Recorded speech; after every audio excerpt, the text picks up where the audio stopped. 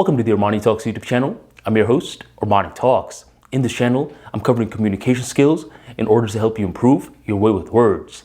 In this episode, I'm going to be talking about how to motivate yourself along with how to motivate others like a true leader.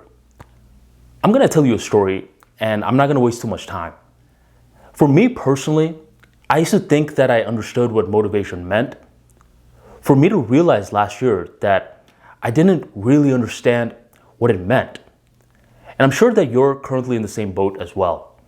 If you're personally going through a rock bottom, you're currently trying to overcome a burnout that you're facing, or you're dealing with employees who's always dragging their feet, not working with any sense of urgency, then you're one of those people that needs to watch this video. You need to understand what motivation truly means at the raw essence. That's what I want to tell you a story about. Before we get started, go on and drop that like for me right on below. Did it? All right, cool. Now we're going to get started. Last year, a lot of weddings were getting pushed back or just flat out canceled. Because with the coronavirus going on, many people didn't want to travel and go to all these mass gatherings. Well, one of the weddings that got pushed back in March finally decided to have the wedding in November, and I was one of the people that was invited to it. Now, I was a little happy and a little bummed out at the same time because low-key, I was wishing that I didn't get invited. But I knew the groom very well, and I wasn't going to know too many other people in the wedding, which I guess is a good thing, because when you don't know too many people at a wedding, now you can just chill more. You don't have to do any duties. You don't have to do any particular acts. You could just chill. So I go to the wedding extremely early, and this is what we call a Malayalam wedding. It's Malus are hosting it. And in the morning, there's this reception service that they're having in a church. I go in there, and as soon as I go in, everyone is scattered, and they're all wearing masks. I'm wearing a mask too. So as soon as I go in, I'm a tad bit late, and I can't necessarily recognize anyone. So I sit on this bench, which is very, very long. And the guy that's sitting all the way at the end of the bench, there's a lot of space in between us. So I'm just chilling, minding my own business, sitting by myself. And this guy, who's all the way at the end of the bench, is sitting by himself as well, wearing a mask. As more time is going on by, and this reception starts to end, this guy gets up, he walks my way, and he's like, "Are you Armani?" And with my mask, I'm like, "Yeah, I am. Who are you?" And he's like, "Dude, I'm Jeremy from Gainesville." I had to think about it for a little bit, and then it started to click. I know a Jeremy from Gainesville. Yo, you're my fraternity brother. And he's wearing a mask too. So I asked him, "How were you able to tell that I was Armani?" And he's like, "I don't know, man. Something about your hair, something about your body type. I could just tell it was you." Yo, man, do you know anyone else in this wedding? I'm like, "Nah, man, not that many people. What about you?" He's like, "Dude, I don't know that many people either. The main reason I'm here is because my girlfriend is one of the bridesmaids." So this was good news for both of us because now we finally had that mutual connection in the wedding. Now, as we're catching up, he's like, "Yo, Armani, man, I'm a big fan of what you've been doing with Armani Talks. You know, I really like that motivational stuff that you've been doing." As soon as he said that, I didn't like it because one of my best friends is a motivational speaker, and I understand the grind that goes in with motivational speaking. I respect it a lot. I respect it as an art form, but I personally don't consider myself that. I don't really care if someone gets motivated watching these stuff or not. This is more so for educational purposes. So it's very different. It's sort of like going to a soccer player and being like, "Yo, man, I really like how you play the game of football, American football." It's two very, very different sports. Although it falls under the umbrella of athletics, it's two different sports. And similarly with myself, I consider myself more so a short storyteller, not a motivational speaker. But I'm not over here trying to give him a little lecture on the different types of speaking engagements out there. So I just let it slide. I'm like, thank you, Jeremy. I appreciate it. Then the day is continuing forward, and eventually the actual wedding is getting started. As soon as the wedding gets started, it is lit. Different people are having fun. It's getting wild. And overall, we're all enjoying it. Eventually, Jeremy comes up to me and he's like, yo, Armani, man, I gotta introduce you to my girlfriend. Hey, Rachel, come here. This is the motivational speaker, Armani. Once again, he's pulling the same thing that he was pulling earlier. And, I don't want to correct him in front of his girl. So once again, I'm like, I'll let it slide. Now, here's the problem.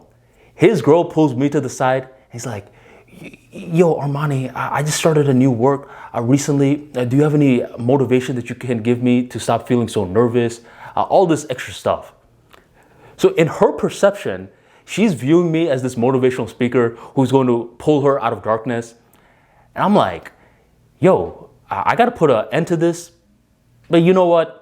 I don't want to explain all this kind of stuff. Sure, I'll give you some words of encouragement. Now, after the wedding was done, I thought this was a very funny situation that happened, and I thought that was the end of it. But not quite. Within that particular week, I started to notice more comments along the same theme as what Jeremy was saying. I got a comment on one of my YouTube videos where one of the guys said, yo, Armani, anytime I watch your videos, I feel so motivated. And then on my newsletter, I got a response back one day, and the guy's like, yo, man, I was having a very tough time, but this newsletter really motivated me. And once again, I'm over here thinking, these guys actually follow me. Why are they calling me a motivational speaker as well? Jeremy, I get, but these guys, what gives? Then I was starting to reassess what I viewed as motivation. For the longest time, whenever I thought of motivational speaking and just motivation as a whole, I thought it was one of those people that, gets in your face, amps you up. It's like, yeah, let's go, man. Let's go. Which is something that you traditionally see in most forms of entertainment and media out there. But what I came to realize is that motivation can be unlocked in a completely different sort of way. And the way, and this is what I want you to take a note of, is through clarity.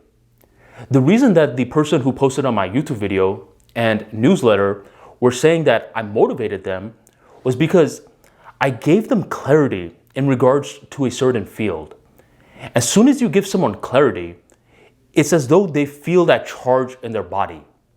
And to give you an example of this, let's say I'm delivering this talk in a very monotone sort of way. I'm hunched over like this, and I'm just giving a talk on how to overcome shyness before a business networking meeting. And I'm just kind of delivering like this.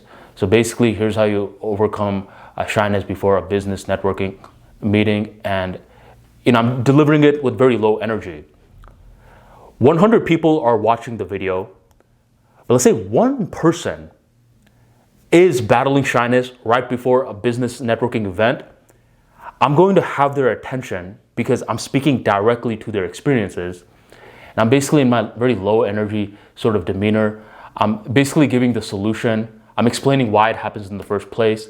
And then I'm giving more and more clarity in a very low energy sort of voice. This guy, the shy guy, is listening to me with the utmost curiosity, as though I'm speaking directly to him. And the more and more that I'm clearing up what he's personally going through right now, the more and more energized that he's feeling. It doesn't matter if I'm delivering it in a very low energy sort of way. The main thing you want to understand is that clarity is leading to motivation. Now, what does all this mean in terms of practicality? Well, number one, you can't necessarily motivate others if you're not motivated yourself. So let's say you're someone that's going through rock bottom, or you're someone that's currently going through burnout, especially running a business or just a high pressure life in general. Rather than, waking up in the morning and being like, yeah, you could do this, amping yourself up, which you can do, it may be a little bit smarter to ask yourself, why am I not motivated right now? Because with this question, you start to open up your mind and ask yourself for more clarity. As soon as you get that clarity where you're like, well, it's because I haven't taken a vacation in a very, very long period of time. Oh, well, I don't even know why I'm not motivated. Actually, now that I think about it, simply by asking myself that question, and I realize that I'm not motivated for no reason, I've given myself clarity. Now I just feel more recharged. So rather than amping yourself up so much, you want to ask yourself a little bit more questions in order to engage clarity. Okay? Now, in terms of dealing with other people, you ever seen one of those guys that's like, man, my job is so busy. I work a 40-hour-a-week job and I work all the 40 hours. No, you don't. Most likely, you work a certain fragment of the day, and other fragments of the day, you're surfing the internet, and whenever you hear footsteps, you're like, alt tab, alt tab, alt tab. Basically switching screens to show that you're working. This just happens with a lot of people. And let's say you're the manager of a lot of these people who just aren't motivated. Your first inkling may be like, all right, man, let me give them this rah-rah speech. But what you should actually be thinking about doing is, how can I give these people more clarity? Maybe they're behaving in such low energy and always dragging their feet because they have no clue how their role is serving the grander system. So you as the leader, in order to motivate others, you should be allowing them to understand how their puzzle piece fits within the entire puzzle. That's you giving them clarity. Then you move the clouds, the dark clouds, out of their mind. And now they want to move with more purpose. So I was very wrong when I thought this guy was basically confusing me, because with the Armani Talks brand, it adds a lot of clarity in regards to different topics, such as public speaking, social skills, mind management, etc. And due to that clarity, other people sometimes feel the byproduct of motivation.